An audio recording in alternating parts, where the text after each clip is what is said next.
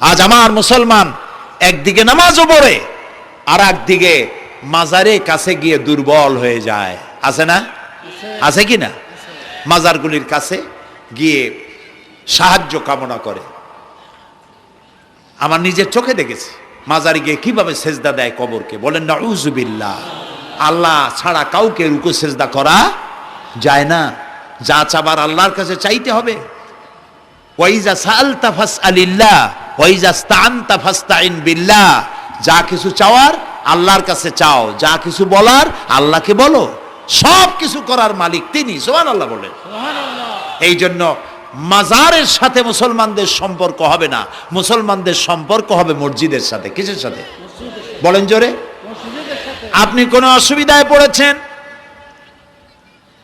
মাজলুম হয়েছেন, অত্যাচারিত হয়েছেন, চাকরির সমস্যা হয়েছে, ঘরে খাবার নাই, অসুখ বিসুখ হয়েছে, নানান ধরনের সমস্যায় পড়েছেন, কোনো মাজার নয়, কোনো পীর নয়, মসজিদের ভিতরে চলে যান, উজু করে মসজিদে ঢুকে 2 রাকাত কাজায়ে হাজাতের নামাজ পড়েন।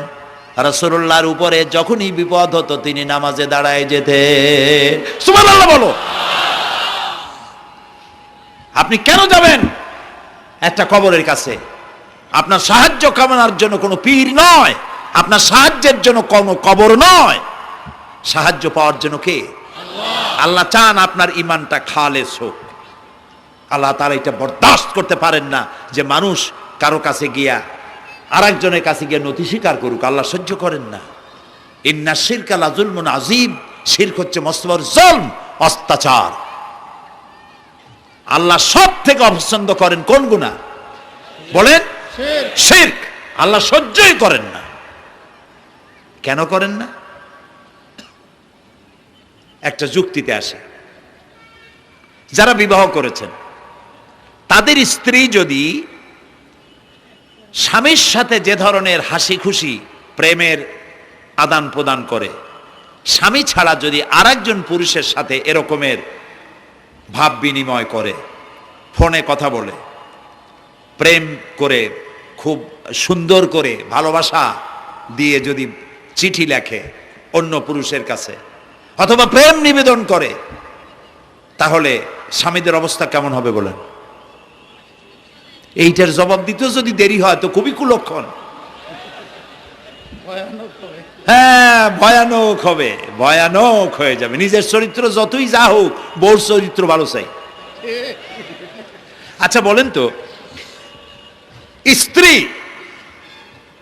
আপনার সঙ্গে যেভাবে প্রেমের হাসি হাসে, প্রেম নিবেদন করে, ওই রকম আরেকটা পুরুষের কাছে সাথে করলে আপনার সহ্য হয় না কেন? আপনি স্ত্রীর উপরে আপনার অধিকারটা কতখানি, কি জন্যে? আপনার স্ত্রীর যে হাসি, যে মিষ্টি হাসি, যা আপনার প্রাণ কেড়ে নেয়, ওই হাসিতে আপনার কোনো অবদান আছে? বলেন। তার যে টানা টানা চোখ, সুন্দর ভ্রু, মাথায় অনেক লম্বা চুল, শরীরটা সুন্দর, যৌবন, রূপ, এর ভেতরে আপনার কোনো অবদান আছে?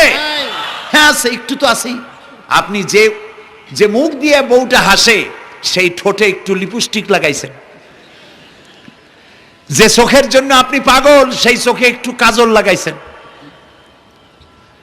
শরীরটাকে পেঁচাবার জন্য সুন্দর একটা শাড়ি কিনে দিছেন। একটা শাড়ি দিয়ে, একটু লিপস্টিক কিনে দিয়ে, চুলের একটা ক্লিপ কিনে দিয়ে, একটা ভালো শাড়ি কিনে দিয়া স্ত্রীর উপরে যদি এত অধিকার আছে যে কোনোদিন মৃত্যু পর্যন্ত কোন প্রেমের হাসি, ভালোবাসার আদান প্রদান আপনি ছাড়া আর কারো সাথে করতে পারবে না, এইটা যদি আপনার অধিকার এভাবে প্রতিষ্ঠিত হয়, তাহলে এই হাসি যিনি দিলেন, এই দাঁত, এই সুন্দর চোখ, এই রূপ, এই যৌবন যে আল্লাহ তাআলা দিলেন, তার সামনে কোনো পীর অথবা কবরের সামনে যদি হাত পাতে আল্লাহ বরদাস্ত করেন না। কথা কি বুঝে আসছে? কথা বুঝে আসছে? আলহামদুলিল্লাহ বলেন। আলহামদুলিল্লাহ। বুঝলেই আমাদের কষ্ট সার্থক। আলহামদুলিল্লাহ বলি। আমরা যেন আল্লাহরে চিনতে পারি, বুঝতে পারি। আমার বিশ্বাস করুন, কোরআন আমার সামনে, আল্লাহর কসম, কোন জীবিত পীর, কোন মৃত্যু পীর আমার ভাগ্যের ভালো বা মন্দ করার কোন অধিকার রাখে না, রাখে না, রাখে না। কোন পীর ফু দিয়ে আমার ভাগ্যকে ভালো বানাই দিতে পারবে না, পারবে না, এবং আমার একটা চুলও বাঁকাও করতে পারবে না। খাইরিহি ওয়া শাররিহি মিনাল্লাহ তাআলা, আমার ভালো আমার মন্দ করার একমাত্র মালিক কে? এক আঙ্গুল আকাশের দিকে উঁচু করে চিৎকার দিয়ে বলুন কে? আবার বলেন, আবার বলেন, আবারও বলুন। হাত নামা। আল্লাহ কবুল করুন, বলেন আমিন। আমার এই বক্তব্য দিয়ে আমি কোনো পীরকে অমর্যাদা করছি না। পীর সাহেবদের কাছে পীর কোনো শরীয়তের শব্দ নয়। কোরআন এবং হাদিসে কোথাও পীর বলে কোনো শব্দ নাই। এটি ফার্সি শব্দ। এই শব্দের অর্থ হলো বৃদ্ধ। তো পীর যদি বৃদ্ধ হয় ভালো কথা, তিনি যদি আলেম হন আরো ভালো কথা। কিন্তু বাপ পীর ছিল, উনিও সেই সুবাদে পীর। ইলেম নাই, তোনার নিজের কাছেই তো টর্চ নাই। আপনাকে অন্ধকারে উনিও ম্যানহোলের মধ্যে পড়বে, আপনারে নিয়ে পড়বে। আলেম হইতে হবে, পীর যদি হয় আলেম হইতে হবে, এক নম্বর কথা। দুই নম্বর কথা হলো তিনি ব্যবসায়ী হবেন না। ধর্মের নামে তিনি ব্যবসা করবেন না। তিনি মানুষকে হেদায়েতের পথ দেখাবেন। প্রয়োজনে জেলে যাবেন, প্রয়োজনে ফাঁসির মঞ্চে দাঁড়াবেন। তিনি নিজেকেই ইসলামের সব আমি করি, আর ইসলাম কারো কাছে নাই। যারা ইসলাম করলো 70-80 বছর ধরে, রাজনীতির পথ দেখালো, তারা ইসলামের দল না, ওনারটাই ইসলামের দল। এই ধরনের ফাজলামি বক্তব্য থেকে বিরত থাকতে হবে। এই ধরনের বেয়াদবিপূর্ণ বক্তব্য থেকে বিরত থাকতে হবে। আমার দোকানে খাঁটি ঘি পাওয়া যায়, আর কারো দোকানে খাঁটি ঘি পাওয়া যায় না। ইসলাম নিয়ে এই ধরনের মনোপলি বিজনেস করতে দেওয়া হবে না। প্রিয় ভাই সব, আমরা পীর সাহেবদের চিনি। পীর ছিলেন শাহজালাল রহমতুল্লাহ আলাইহি। সুবহানাল্লাহ। যুদ্ধ করা লাগে না, আজান দিয়েছেন, মূর্তির মাথা ভাঙ্গা চুর চুর হয়ে পড়ে গিয়েছে। গৌর গোবিন্দ পলায়া কুল পায় নাই। লোকেরা যায় তার মাজারে গিয়ে গজাল মাছ জিয়ারত করে আসে, কিন্তু তরবারিটা দেখে আসে না। দোধারি তরবারি এখনো আছে। সুবহানাল্লাহ বলেন। পীর ছিলেন হযরতে বাহাউদ্দিন নকশবন্দি, মুজাদ্দিদ আল ফিসানি রহমতুল্লাহ আলাইহি, বড় পীর আব্দুল কাদের জিলানী রহমতুল্লাহ আলাইহি, খাজা মঈনুদ্দিন চিশতি রহমতুল্লাহ আলাইহি, খানজাহান আলী রহমতুল্লাহ আলাইহি। কত ওলিউল্লাহর মাজার দিয়ে আমার দেশ ভরা। আলহামদুলিল্লাহ কর। আলহামদুলিল্লাহ। এরা একদিকে মানুষকে মুরিদ বানায়া মুরিদের টাকা দিয়ে নিজেদের পকেট ভরেন নাই। ওনারা এরকম করতেন না, এইরকম করতেন। আর রাসূলুল্লাহ বলেছেন এই রকমের হাতের মর্যাদা নাই, এই হাতের মর্যাদা। আমি পীর দেখছিলাম, বাইতুল শরফের পীর হযরত শাহ আব্দুল জব্বার সাহেব, আল্লাহ তাআলা জান্নাতুল ফেরদাউসের মেহমান বানায়নি। এই বাংলাদেশে শত শত মসজিদ, মাদ্রাসার এতিমখানা তৈরি করে গেছেন। সুবহানাল্লাহ কর। বৃষ্টির মৌসুমে চট্টগ্রামের বাড়ি তার, 14 বছর মাদ্রাসায় ওয়াজিদিয়া চট্টগ্রামে 14 বছর বুখারী শরীফ পড়িয়েছেন। কি মানের আলেম, খালি পীর না। মুরিদরা যত টাকা দিত, এই টাকা দিয়ে বড় বড় মাদ্রাসা মসজিদ করেছেন। আর বৃষ্টির সময় সাথী সঙ্গী নিয়ে বস্তি এলাকায় যেতেন, পলিথিন দিয়া ছাওয়া, বাচ্চা আর তার স্বামী নিয়ে কাতরায় এক কোনায় বসে আছে, খাবার নাই, চাউল নাই, অসুস্থ, তাদের চাউল দিয়ে আসতেন, তাদের রান্না করার শাকসবজি দিয়ে আসতেন, ওষুধ দিয়ে আসতেন, হাড়ি পাতিল দিয়ে আসতেন। বন্যা হলে, তুফান হলে টাকা উজাড় করে যা মুরিদরা দিত সবগুলি উজাড় করে মানুষের খেদমত করতেন। সুবহানাল্লাহ। কাজী যারা জামায় অনেকগুলো পকেট সমানে নিতে থাকে আর ভরতে থাকে এইভাবে করে, এই ব্যবসায়ীদেরকে পরিত্যাগ করতে হবে। পীর হচ্ছে ওই সমস্ত লোক যারা নাকি ধর্মের নামে ব্যবসা করে না, বরং আল্লাহর দ্বীনকে প্রতিষ্ঠা করার জন্য কথা বলে। প্রিয় ভাই সব, আমাদের জেহেন সাফ করতে হবে, পরিষ্কার করে বুঝতে হবে আমার ভালো আমার মন্দ কে করতে পারেন? আল্লাহ। সম্রাট শাহজাহান নাম শুনেছেন? কোথার বাদশা বলেন? দিল্লির সম্রাট। সম্রাট শাহজাহান পৃথিবী জোড়া নাম তার। কবি বলছেন, শাহনে জাহাं को जिन्हें फख्र से देते थे बाज, वाज कब्र में है सूरह अलहम्दु की मोहताज।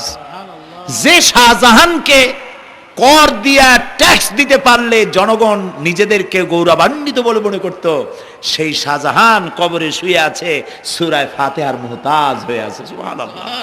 যদি কেউ আমার কবরের কাছ থেকে হেঁটে যাইতো আর একটু সূরা ইখলাস পড়ে সবরেসানি করতো, আমি কিছু পাইতাম। আহারে, এই এতিম ফকির হয়ে শুয়ে আছে। এক ফকির দিল্লি ঘুরতেছে, একজন বলছে, ভাই তোমারে তো খয়রাত করে দেখতেছি আমি সেই ছোটবেলা থেকে, খালি তুমি খয়রাত করো। একটা জিনিস আপনারা মনে রাখবেন, গরিব, আজকে যারা গরিব পরিশ্রমের মধ্য দিয়ে কালকে তারা ধনী হতে পারে, কিন্তু যারা ভিক্ষুক, যারা ভিক্ষা করে, জিন্দেগিতে কোনোদিন তারা বড় হতে পারবে না। ভিক্ষা করা যাদের অভ্যাস, জীবনেও বাড়ি করতে পারবে না, জীবনেও ধনী হইতে পারবে না, কিন্তু গরিব ধনী হইতে পারবে। কারণ হলো আল্লাহর কাছে দুইটা বৈধ জিনিস অত্যন্ত ঘৃণিত। কয়টা? একটা হলো তালাক, আর একটা হলো ভিক্ষাবৃত্তি, মানুষের কাছে চাওয়া। আল্লাহ পছন্দ করেন না। তো ভিক্ষুক ঘুরতেছে, একটা লোক বলল, মিয়া তোমার তো সারা জীবনই খরচ করতে দেখি। খরচ করবো না, করবো কি? যার কাছে যাই সে দেয় 4 আনা 2 আনা 1 টাকা, এর বেশি তো দেয় না। তেদি আমি কেমনে বড় লোক হবো? কয় যে তুমি বাদশারের চোখে দেখো না, বাদশারের চোখে দেখো না।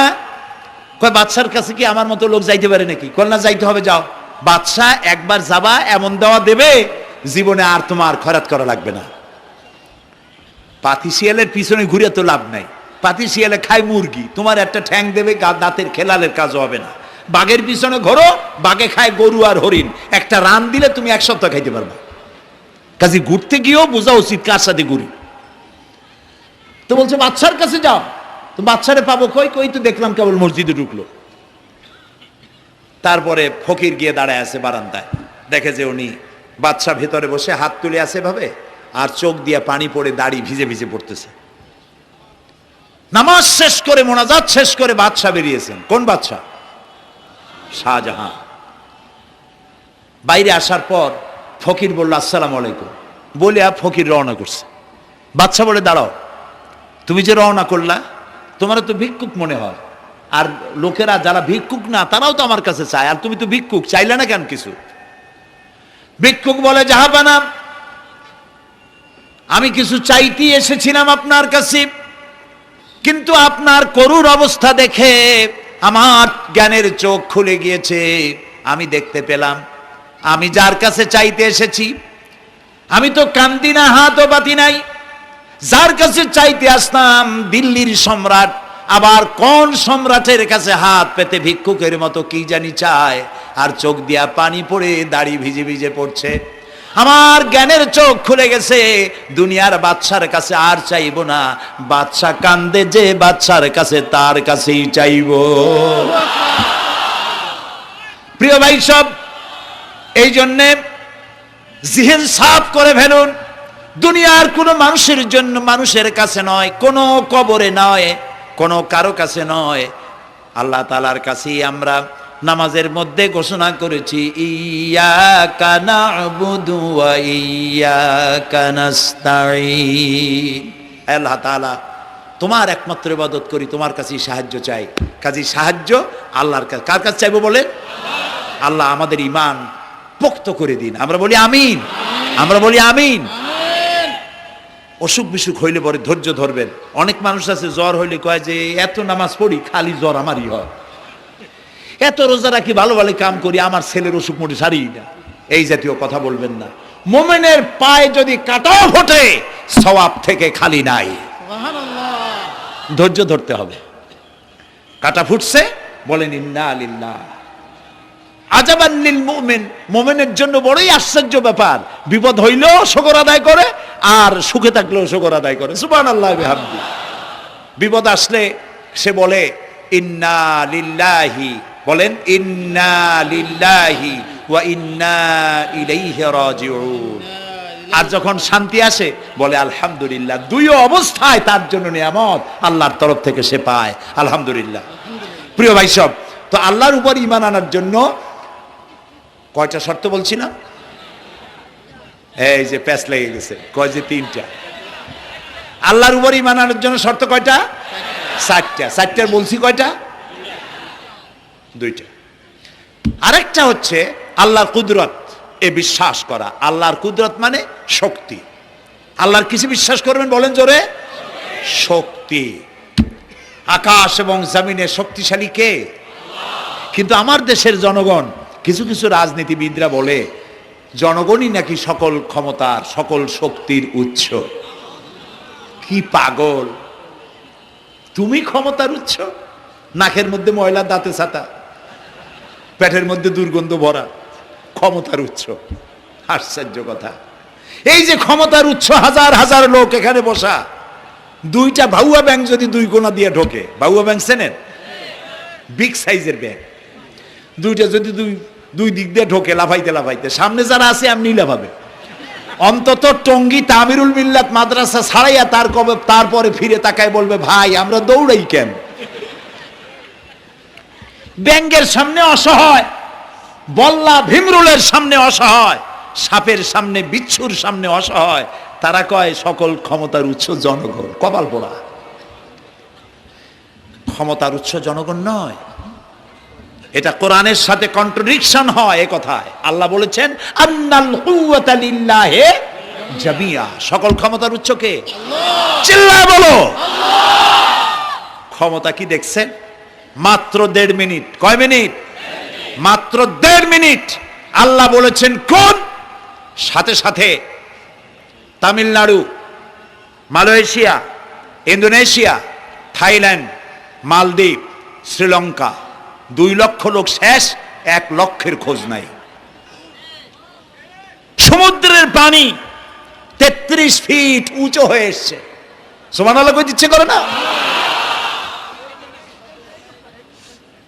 বিজ্ঞানীরা বলেছেন ভারত মহাসাগরের তলদেশে ফাটল ধরেছে, ওর কয়েক কিলোমিটার নিচে ভূমিকম্পের উৎপত্তি হয়েছে।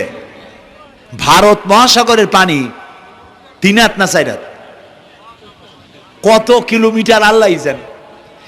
এই কয়েক কিলোমিটার নিচে যে মাটি, সেই মাটিরও কয়েক কিলোমিটার নিচে ভূমিকম্পের উৎপত্তি।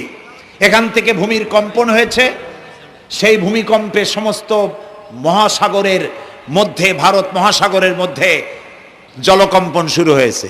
পানির কম্পন, মাটির কম্পন একসাথে। 33 ফিট উঁচা, মানে 4 তলা বিল্ডিং এর মতো উঁচু হয়ে আসছে পানি। 4 তলা পরিমাণ উঁচু হয়ে পানি চলে আসছে। বাড়ি গাড়ি সব কিছু খড় কুটার ন্যায় সব উড়িয়ে দিয়েছে। এগুলোরে কপাল পোড়া নাস্তিক যেগুলি, তারা বলে প্রাকৃতিক দুর্যোগ। ওর বাপের মাথা। আচ্ছা, প্রাকৃতিক দুর্যোগ, প্রকৃতি কি? কোন জন্তুর নাম? প্রকৃতি কোন জন্তু জানোয়ারের নাম? প্রকৃতি নিজে চলে না কেউ তাকে চালায়? কে চালায়? কপাল পোড়ারা তা বোঝে না।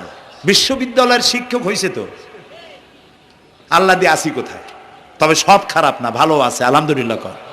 কিছু আছে কপাল পোড়া, বিশেষ করে শান্তিনিকেতনে যারা পড়াশোনা করে আসে, সাহিত্য চর্চা করে, এই সাহিত্য চর্চা করতে করতে এক পর্যায়ে কপাল পুড়ে যায়, আল্লাহরে চিনতে পারে না। সব চেনে, আল্লাহরে চেনে না। আল্লাহ এখন চিনাইতেছে ভালো করে। প্রিয় ভাই সব, কওমে আদ, কওমে সামুদ, এগুলিকে আল্লাহ তারা ধ্বংস করেছেন। কিয়ামতের আগে এই যে 7টা আকাশ, এই আকাশ সম্পর্কে অবিশ্বাসীরা তারা বলেছে আকাশ বলতে কিছুই নেই, এটা নাকি অনেক দূরে, তাই নীলা নীলে দেখা যায়। কি কপাল পোড়া চিন্তা করেন, নীলা নীলা দেখা যায়। এই আকাশ মহাশূন্য। এই আকাশগুলিকে, আকাশ কয়টা? কয়টা স্তর? 7টা। এগুলি কাতাইয়ে সিজিল্লিল কুতুব। কোরআনে কারিমে আল্লাহ তাআলা বলেছেন কিতাবের পৃষ্ঠার মতো কিয়ামতের আগে একটার পর একটা ঠাস ঠাস করে পড়বে, ভেঙে চুরে চুরমার হয়ে যাবে। ওয়াইদাল বিহারু ফুজ্জিরাত, আল্লাহ তাআলা বলছেন ইদাস সামাউ ফাতারাত ওয়াইদাল কাওয়াকিবু ইনতাসারাত ওয়াইদাল বিহারু ফুজ্জিরাত। আকাশের তারকাসমূহ বিক্ষিপ্ত হয়ে পড়বে। অসংখ্য তারকারাজি, বিশাল বিশাল তারকা বিক্ষিপ্ত হয়ে পড়বে। চন্দ্র সূর্য একটার সাথে আরেকটা ধাক্কা লেগে চাঁদ আর সূর্য আলো হারিয়ে ফেলবে, একাকার হয়ে যাবে। পাহাড়গুলো উঁচু করে আল্লাহ তাআলা জমিনের উপরে আছাড় মারবেন, কালিহিনিল মানফুস, তুলার মতো উড়ে চলে যাবে। সুবহানাল্লাহ বলবা না? কত বড় শক্তি আল্লাহ পাকের। ওয়াইদাল বিহারু ফুজ্জিরাত, সমুদ্র সমূহ বিদীর্ণ হয়ে যাবে। সমুদ্রে যত পানি আছে সমস্ত পানিগুলি নিঃশোষিত হয়ে যাবে মাটির তলায়, এবং সেখানে অগ্নুৎপত্তি হবে। কোরআনে কারিমে আল্লাহ বলে দিয়েছেন গোটা সমুদ্রগুলিতে আগুন জ্বলতে থাকবে। এগুলি কিয়ামতের আলামত। আল্লাহ পাকের অফুরন্ত মেহেরবানি। এই যে কানের কাছ দিয়ে গুলিটা চলে গেছে, কানে লাগে নাই, বাড়ির কাছ থেকে কিয়ামত হয়ে গেল, বাংলাদেশে আল্লাহ বাঁচাই দিলেন। সুবহানাল্লাহ বলো, আলহামদুলিল্লাহ বলেন। আমাদের প্রতিবেশী দেশগুলিতে যেভাবে আঘাত লাগছে, ওর 1000 ভাগের 1 ভাগের আঘাত কয়েক সেকেন্ড যদি বাংলাদেশে হতো, আমাদের সব অপরিকল্পিত শহর, রাজুক পারমিশন দিয়েছে 3 তলার, করা হয়েছে 7 তলা। এইভাবে অপরিকল্পিত যত বিল্ডিং আছে এগুলি পচা সিমেন্ট দিয়ে, পচা ইট দিয়ে তৈরি করা হয়েছে। 2-3 সেকেন্ডের ভূমিকম্প যথেষ্ট এই শহর লণ্ডভণ্ড করে দেওয়ার। অসংখ্য মানুষ মারা যাবে, অসংখ্য বাড়িঘর শেষ হয়ে যাবে। এদেরকে রেস্কিউ করার মতো মডার্ন ইকুইপমেন্টসও গভর্নমেন্টের কাছে নাই। এই জন্য আল্লাহর কাছে সেজদা দিয়া গুনার তওবা করতে হবে, আল্লাহ আমাদের মাফ করে দাও, আমার এই গরিব দেশটাকে কিয়ামত পর্যন্ত এই গজব থেকে বাঁচাও। প্রিয় ভাই সব, আল্লাহ তাআলার ক্ষমতার ওয়াজ আমি আজ করতে পারবো না, অনেক লম্বা হয়ে যাবে। কারণ আমাকে 3টা পুঁজির কথা তো কমসে কম বলতেই হবে, অল্প করে হলেও। শুনবেন তো? আল্লাহ তৌফিক দিক, বলেন আমিন। আল্লাহ তাআলার ক্ষমতায় বিশ্বাস করা, তার প্রচন্ড ক্ষমতা, যা খুশি তাই বলেন করতে পারেন। মরাকে জিন্দাকে মারতে পারেন, মরুভূমিতে ফুল ফুটাতে পারেন। সুবহানাল্লাহ, যা খুশি তাই করতে পারেন। এই শক্তি সহকারে আল্লাহকে বিশ্বাস করতে হবে। 4র্থ নম্বরে আল্লাহর হুকুম এবং হাকাম, আদেশ নিষেধ। আমি আল্লাহরে বিশ্বাস করি, এই কথার কোনো দাম নাই যদি তার আদেশ না মানি। এই কথার কোনো দাম নাই যদি তার নিষেধকে আমি আমার জীবনে প্রত্যাহার না করে চলতে পারি। মুসলমান বলে দাবি করার কোনো মূল্য নেই। একদিকে নামাজ পড়ি, আর একদিকে ওজনে কম দেয়, খাদ্যে ভেজাল দেয়, বেপরদা করি, মিথ্যা কথা বলা হয়, ওজনে কম দেয়, খাদ্যে ভেজাল দেয়, জমিনের আইল ঠালে আমানতের খেয়ানত করে। আল্লাহর হুকুম মানা হলো না, রসুলের আদেশ মানা হলো না।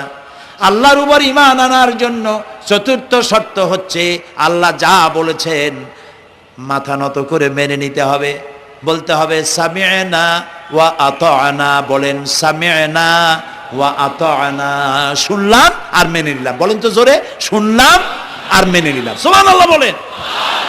মুমিনেরা এই প্রশ্নই করবে না মদ হারাম কেন, মুমিনেরা এই প্রশ্নই করবে না জুয়া হারাম কেন, মুমিনেরা এই প্রশ্নই করবে না জেনা হারাম কেন। একটাই জবাব, মদ হারাম কেন? আল্লাহ হারাম করেছেন তাই হারাম। জেনা হারাম কেন? আমার আল্লাহ হারাম করেছেন তাই হারাম। জুয়া হারাম কেন? আমার আল্লাহ হারাম করেছেন তাই হারাম। কোন যুক্তি নাই। যুক্তির, আল্লাহর নিষিদ্ধ জিনিসে যুক্তি তালাশ করে কেবলমাত্র শয়তান। আল্লাহর আদেশ নিষেধের যুক্তি তালাশ করে কে? শয়তান। মুমিনের কাজ হলো সামি'না, বলেন, ওয়া আতা'না, শুনলাম আর মানলাম, বাস, শেষ কথা, খালাস। এই গেল 4টি শর্ত পুরো হয়ে গেল। এই 4টি শর্ত যদি পূরণ করতে পারি তাহলে আল্লাহরে বিশ্বাস করছি এটা প্রমাণিত হবে, এটা জাস্টিফাই হবে, এটা সত্যতা প্রমাণ হবে যদি আল্লাহর হুকুম মতো। 1 নম্বরে হলো, আমি আবার কথাটা প্যাকেট করে দিই যাতে করে আপনারা বাড়ি নিয়ে যাইতে পারেন। আল্লাহর উপরে ঈমান এনেছি, এই কথাটাকে কমপ্লিট করার জন্য শর্ত কয়টা? 4টা। 1 নম্বরে আল্লাহর অস্তিত্বে বিশ্বাস, বলেন আল্লাহর অস্তিত্বে বিশ্বাস। 2 নম্বরে আল্লাহর গুণাবলীতে বিশ্বাস। 3 নম্বরে আল্লাহর ক্ষমতায় বিশ্বাস। 4 নম্বরে আল্লাহর আদেশ এবং নিষেধে বিশ্বাস, মান্য করে চলা। আল্লাহ যেন এই তৌফিক আমাদের দেয়, বলেন আমিন। আল্লাহ রাব্বুল আলামিন দুনিয়ায় শান্তি, আখিরাতে জাহান্নাম থেকে মুক্তি দেওয়ার জন্য আল্লাহ পাক আমাদেরকে একটা ব্যবসার কথা বলেছেন, ওই ব্যবসায় পুঁজি কয়টা বলেন? 3টা পুঁজি। বলছি কয়টা? দেখেন যে কেমনি প্যাঁচ লাগে। বলছি মাত্র একটা, সে একটা ডাল বার করছি 4টা। এবার আসেন মূল পয়েন্টে। এবার দ্বিতীয় পয়েন্ট, রসুলের প্রতি ঈমান। আমরা তো রসুলের প্রতি ঈমান আনছি কিনা বলেন? রসুলের প্রতি ঈমান এনেছি। আমাদের এই ঈমান যথেষ্ট নয়, কারণ আমাদের ঈমান হলো রবিউল আউয়াল মাসে ঈমান তাজা হয়, ঠিক না? ঠিক না? রবিউল আউয়াল মাস যখন আসি, ব্যানারটা নাই, শামিয়ানাটা নাই, রাস্তাগুলিতে ফ্ল্যাগ লাগাই আর আলোকসজ্জা করি। মন্ত্রীরা আসেন, নেতারা আসেন, সিরাতুন নবী মাহফিলে দাঁড়ায় বলেন নবীর আদর্শ অনুসরণ করা ছাড়া উপায় নাই। অথচ ওনার পা থেকে শুরু করে মাথা পর্যন্ত নবীর আদর্শ নাই। আবার এই নেতা রামকৃষ্ণ মিশনে, রামকৃষ্ণ পরমহংসদেব তার মঞ্চে গিয়ে বলেন রামকৃষ্ণের নীতির ছাড়া বিকল্প কিছুই নেই। আবার গৌতম বুদ্ধের জন্মবার্ষিক উদযাপনের জন্য সেখানে গিয়ে বলেন গৌতম বুদ্ধের অহিংস নীতি অনুসরণ করা ছাড়া জাতির যোগীনাথ হওয়ার আর কোনো পথ নাই। যেখানে যায় সেই জায়গার গুলি ধরে। রবিউল আউয়াল মাস আসতে পারে, আলোকসজ্জা করে ইয়া নবী সালামু আলাইকা, ইয়া রাসূল সালামু আলাইকা। এরপরে গরম গরম জিলাপি রাসূলুল্লাহকে বুঝায় দেওয়া হলো, হে রাসূল আপনি তাকিয়ে দেখেন কত মহব্বত আপনারে করি, আপনার মহব্বতের জন্য আমাদের শহরের কোনো মিষ্টির দোকানে আর মিষ্টি নাই, সব আমরা খাইয়া শেষ করছি। এই হলো মহব্বত। এই মহব্বতে এই ঈমানে কাজ হবে না। এই ঈমানে বলেন কাজ হবে না। কোন ঈমানে কাজ হবে? রাসূলের প্রতি ঈমানের অর্থ কি? এর অর্থ হচ্ছে নবী করিম সাল্লাল্লাহু আলাইহি সাল্লাম আমাদের রাসূল, আমাদের নেতা। আমাদের রাসূল আমাদের নেতা, আমরা তার উম্মত, তার অনুসারী। অনুসারীর কাজ কি? নেতার পূর্ণাঙ্গ অনুসরণ করণ। রাসূলুল্লাহর আনুগত্য করতে হবে, এটা কে বলেছেন? আল্লাহ রাব্বুল আলামিন সূরা আলে ইমরানের মধ্যে বলেছেন কুল ইন কুনতুম তুহিব্বুনাল্লাহ ফাত্তাবিউনি ইউহিব্বুকুমুল্লাহ ওয়া ইয়াগফির লাকুম যুনুবাকুম আল্লাহু গফুরুর রহিম। হে নবী আপনি বলুন, তোমরা যদি আল্লাহকে ভালোবাসো তাহলে তোমার কাজ হচ্ছে, তোমরা যদি আল্লাহকে ভালোবাসো তাহলে তোমরা আমার আনুগত্য করো, আমার অনুসরণ করো। কার? রাসূলের। বলেন কার? রাসূলের অনুসরণ যদি তোমরা করো, খেয়াল করে শুনতেছেন তো? আল্লাহ তাআলা বলছেন নবী আপনি বলেন তোমরা যদি আল্লাহকে ভালোবাসো, তোমাদের এই দাবি যদি সত্য হয়, তাহলে আমার অনুসরণ করো, আমার আনুগত্য করো। আমার অনুসরণ, আমার আনুগত্য করলে পরে তোমাদেরকে আল্লাহ রাব্বুল আলামিন ভালোবাসবেন এবং তোমাদের তামাম জিন্দেগির সমস্ত গুনাহ খাতা আল্লাহ তাআলা মাফ করে দিবে। আমরা কি গুনাহ মাফ করাইতে চাই? বলেন চাই? আসুন রাসূলের আনুগত্য করুন। রাসূলের আনুগত্য কিরকম? রাসূল যেভাবে মোস কাটছে আমরা সেইভাবে মোস কাটবো। তিনি দাড়ি যেভাবে রাখছেন আমরা সেইভাবে রাখবো। তিনি চুল কাটছেন যেভাবে সেইভাবে করব। তিনি পায়ের নখ, হাতের নখ যেভাবে কাটছেন সেইভাবে করব। তিনি যেভাবে বিবাহ করেছেন সেই সুন্নত অনুযায়ী বিবাহ, তিনি যেভাবে দেশ চালাইছেন সেইভাবে দেশ চালাবো। রাসূলের অনুসরণের অর্থ শুধু এই নয় যে তিনি যেভাবে সুরমা লাগাইছেন আমি ওইরকম সুরমা দেব, তিনি যেভাবে কদু খাইছে আমিও কদু খাবো, এইটা নয়। এটা নয়, শুধু রাসূলের আনুগত্য হবে মুরগির ফার্ম থেকে শুরু করে জাতিসংঘ পর্যন্ত, জীবনের সব ক্ষেত্রে। আর বিশ্বাস করতে হবে তিনি শেষ নবী, তারপর আর কোন নবী আসবে না। আল্লাহ রাব্বুল আলামিন সূরা আহজাবের মধ্যে বলেছেন মা কানা মুহাম্মাদুন আবা আহাদিম মির রিজালিকুম ওয়ালাকির রাসূলুল্লাহি ওয়া খাতামান নাবিয়্যিন। মুহাম্মদ সাল্লাল্লাহু আলাইহি ওয়াসাল্লাম তোমাদের কোনো পুরুষদের পিতা নন, তিনি আল্লাহর রাসূল এবং তাকে দিয়ে নবুয়তের মিশনকে খতম করে দেওয়া, কমপ্লিট করে দেওয়া হয়েছে। আর কোন নবী, রাসূলুল্লাহ বলেছেন লা নবিয়্যা বাদি ওয়ালা রাসূল, আমার পরে আর কোন নবী আসবে না, রাসূল আসবে না। কথা বুঝে আসছে? আল্লাহর নবীর পরে আর কোন নবী হবে না। আল্লাহর নবী বলেছেন একটি ইমারত তৈরি করে তার ভিতরে একটা ইট যদি খালি থাকে, একটি ইটের জায়গা যদি শূন্য থাকে, তাহলে সকলের চোখে ধরা পড়বে। ওই ইটখানা দিলে পরে বিল্ডিংটা কমপ্লিট হয়ে যায়। নবুয়তির যে ইমারত আল্লাহ তৈরি করেছিলেন